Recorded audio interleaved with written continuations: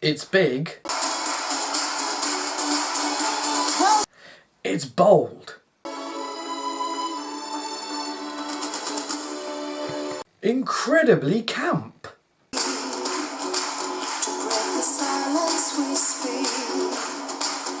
Eurovision, and I'm going to talk about that today.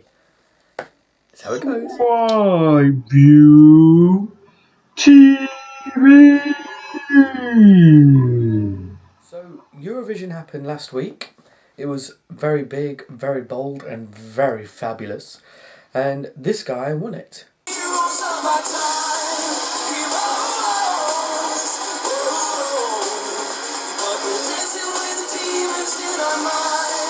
It was won by a, I don't know how to pronounce this guy's name, Mans Zelmerlo from Sweden.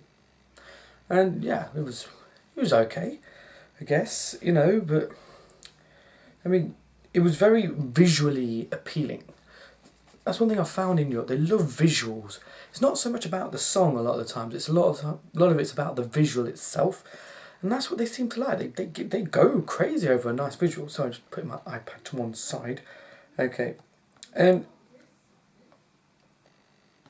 yeah, I should really do this off camera.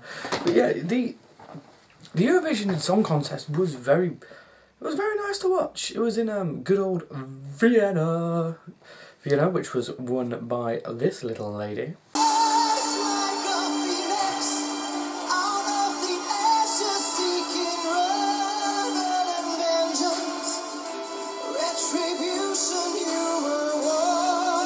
Yeah, yeah, Conchita Wurst. She represented Austria, and people know her because of the beard. I mean, that's not why I've got a beard today. I've got a beard because I can't be asked to shave. But she is a transgender woman person, and she represented Austria and won Eurovision. Personally, I think if we're going down to music, I think the Dutch entry last year should have really won it.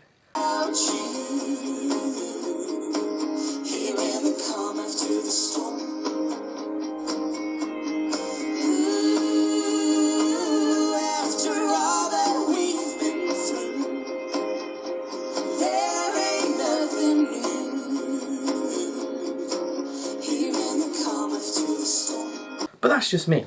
But yeah, so Sweden are now 6 times winners. They've gone ahead of the United Kingdom. But yeah, it was entertaining to watch. But did the best song win? Well, they're all kind of shit. So visually, it was definitely the best. Sweden's. I'm going to say Sweden because I can't say the guy's name. But yeah, and yeah, it was alright. But how was the show itself though?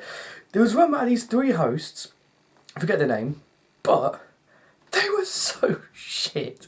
They were just like, that you could tell that they were very non-scripted, a bit like this show actually. But I'm a guy in a bloody room. They were performing in front of hundreds of millions of people. But it was so funny to watch because they did not look very good at it. I mean, a couple of them were quite fit, but they were not very good at what they were doing. Shocking. This year, to celebrate 60 years of Eurovision, they brought Australia into it. Because Australia, they love Eurovision for some bizarre reason. But yeah, they did alright. They did pretty good. I think they finished 3rd or 4th, but they did pretty good. Yeah, they were alright. Yeah. Wasn't a bad song as well. But yes, I think I should discuss the United Kingdom's entry. Now let me look up. Well, I always forget the name of the United Kingdom's entry. Let me just have a look at it. Who is it? Eurovision UK 2015. Yeah. Electro Velvet, that's it, Electro Velvet. They were the ones who represented the United Kingdom with this. Red light, don't stay out at midnight. Don't get in a fist fight, that pretty face can't be replaced. I'll be out at night, hun. It wouldn't be right, hun. No need to feel when you're not here. I'm still in love with you. Oh yes. Yeah, that's what we went with.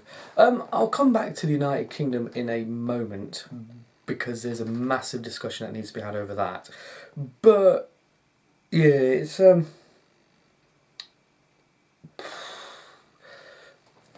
But yeah, so I don't know. There's a lot to talk about. There's always been the big issue with Eurovision has been the dreaded block voting, and that's always been its major issues that have risen probably in the last 10 years, I suppose. Last 10, 15 years, it's been block voting has been the issue. So what is block voting, you may ask? Well, I'll tell you. It's where certain countries in Europe, they would only vote for, say, their neighbours or someone who is politically aligned to them. Good example is the Scandinavian countries.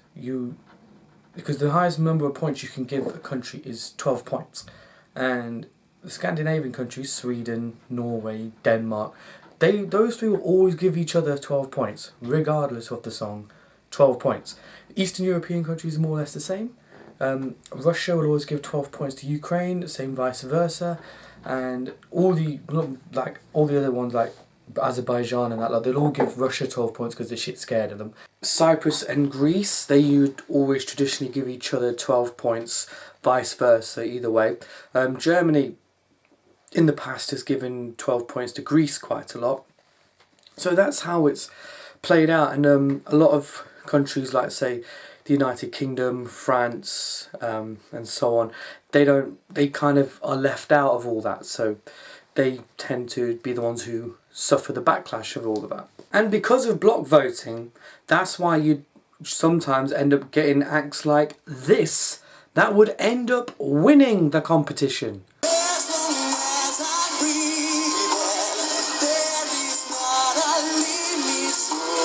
Why is there a fucking ice skater there?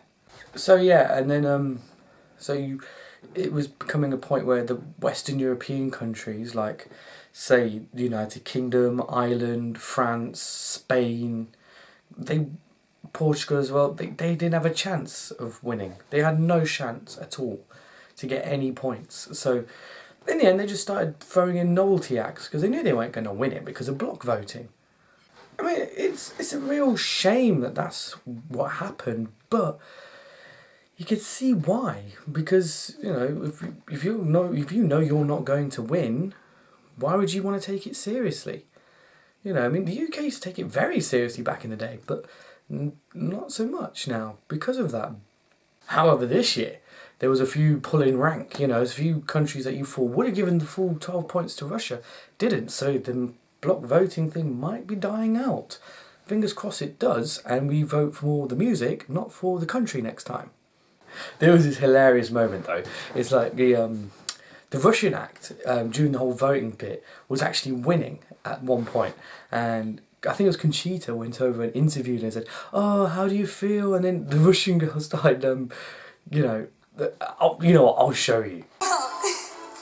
I'm sorry, but I can't stop crying. It's something incredible, and I can't believe in this. It's something.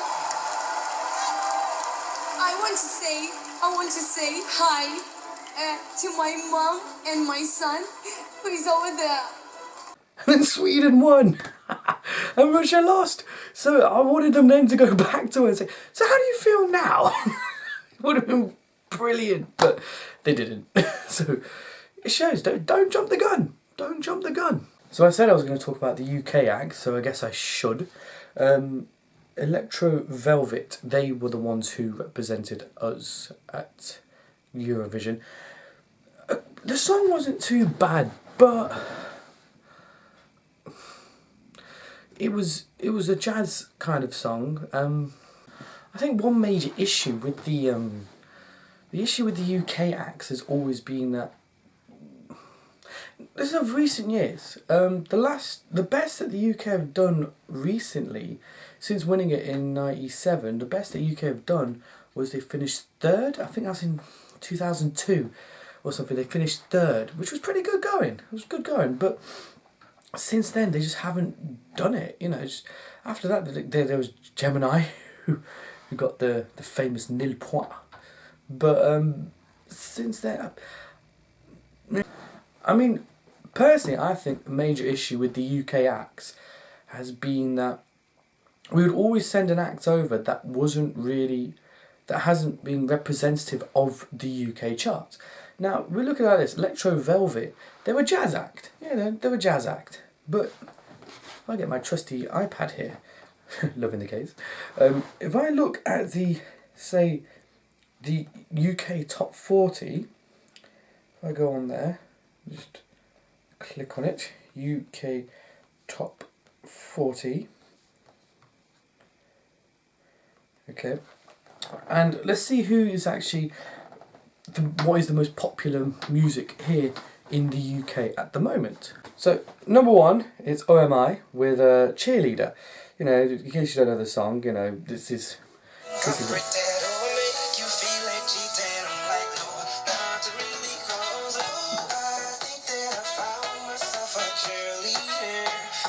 so that's number one, yeah, and that is an R&B, well, what passes for R&B these days, but yeah, it's an R&B track.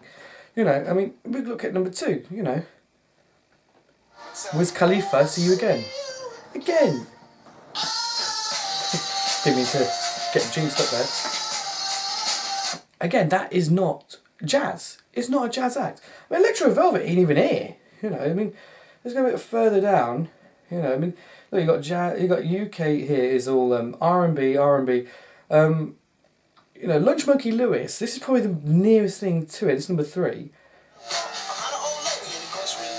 Yeah.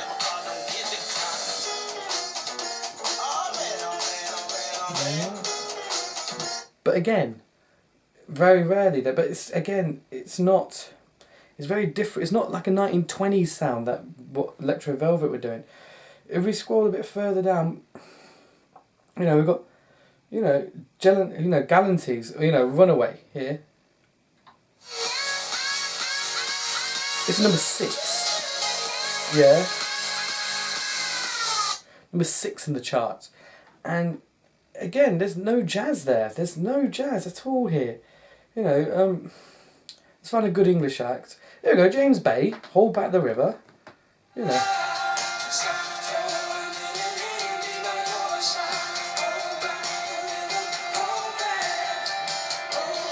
Again, no, I love that tune. But again, James Bay is more indie rock kind of thing. English act, not jazz, you know, and he's number 17 here, but, you know, we've got Ed Sheeran and all that lot.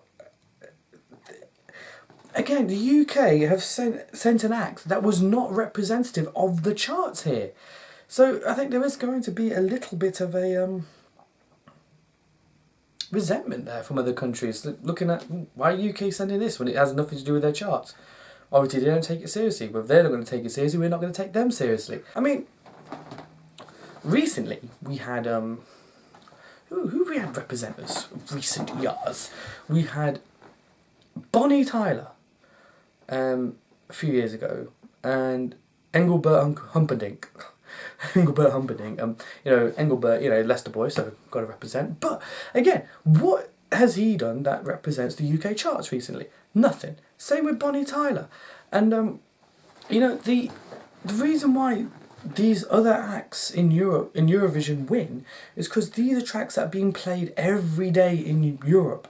So people hear it on the radio, they're like, oh right, all across Europe they hear this track. So that a guy who won from Sweden, his track would have been played several times in the Scandinavian countries, several times in Europe.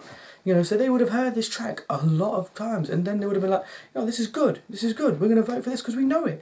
And the UK send an act that people in the UK don't even know.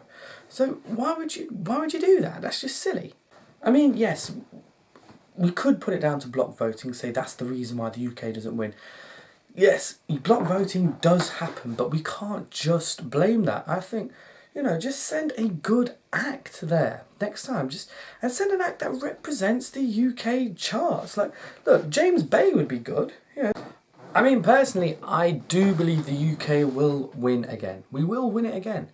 But if it's going to be anytime soon, I'm not too sure. But a lot of things have to change. I mean, those of you who know, if I go back to Eurovision in general, the UK is part of what they call the Big Five, and the Big Five are the United Kingdom, Germany, France, Spain, Italy. Basically, the five biggest economies in Europe. They are the Big Five in Eurovision, and they very rarely win. I mean, the last one of the Big Five to win was Germany, and Italy did the best out of the Big Five this year. I think they came third or fourth or something.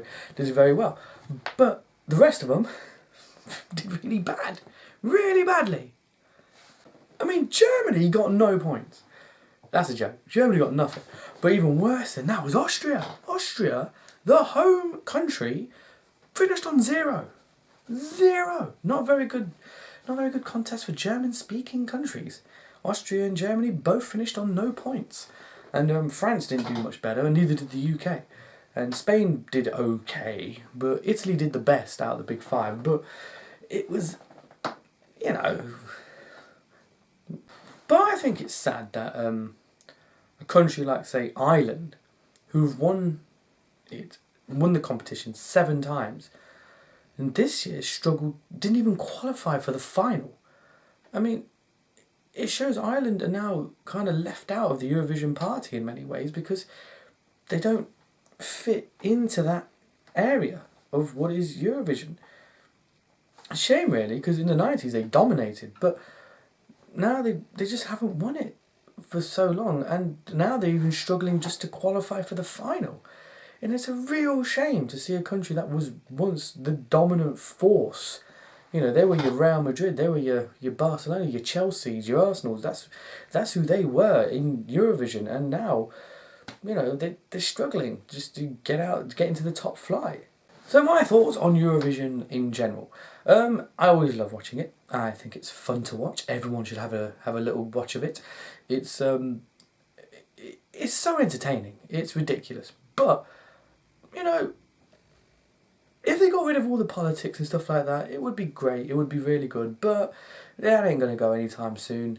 Hopefully it will, but it ain't going to. And hopefully it would go back to being a song contest again. A decent song won it this year. Not going to lie. But again, it was based more on the spectacle, more on the visuals, than the song itself. And it's a song contest. You know, not a visual contest. Now, I remember one year...